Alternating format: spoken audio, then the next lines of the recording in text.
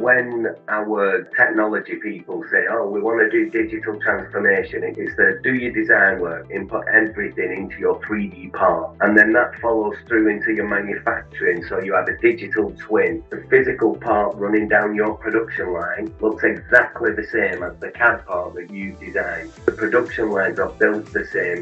You can analyze them. There's IoT. It sends it all up to the cloud. And then your product gets into the field. It gives you all of that feedback of how it's being used, how long it's being used, what the service intervals are, all that stuff. And then it sends it back to the mothership and essentially redesigns itself. And you start the circle again. The old traditional way of developing a product where I've got a cup, I'm making a cup, and at the end that cup then goes into the bin. That's dead. We are now having to do all the sustainability things that are running around at the moment. We have to be able to strip our parts to bits, rebuild them, update them on the fly. And this is what a true digital transformation looks like to me as a manufacturer.